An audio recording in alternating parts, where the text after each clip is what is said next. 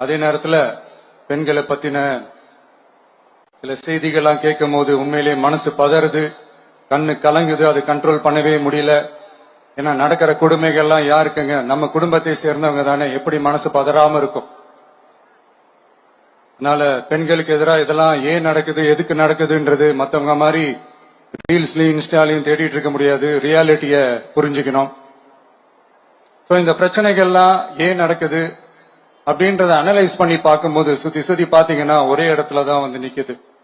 போதை பொருள் நடமாட்டம். அதை வேரோட பிடுங்கி எறியணும்.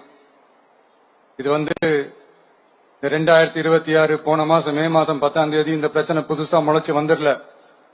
இது பல வருஷமா இருக்கிற பிரச்சனை. பல வருஷமா இதை கண்டுக்காம விட்டதுதான் அந்த வேர் இவ்வளவு ஆழமா பரவி இருக்குது. இத பல வருஷமா கண்டுக்காம விட்டது யாருன்றது நான் சொல்லிதான் உங்களுக்கு தெரியணும்னு அவசியம் இல்லை. அது உங்களுக்கே நல்லா தெரியும். இப்ப அதை பத்தி பேசியும் பிரயோஜனம் இல்லை. முதல்ல இந்த போதை பொருள் நடமாட்டத்தை வேரோட பிடுங்கி எறியணும்.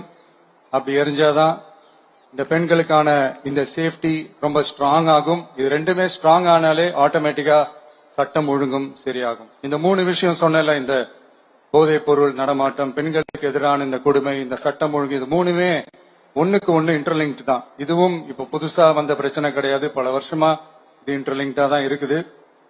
இதெல்லாம் ஏன் எதுக்குன்றது இப்ப முக்கியம் இல்லை. இது எப்படி சரி செய்ய போறோம்ன்றதுதான் முக்கியம். பட் அதே நேரத்துல இன்னொன்னையும் நம்ம மனசுல எடுத்துக்கணும்.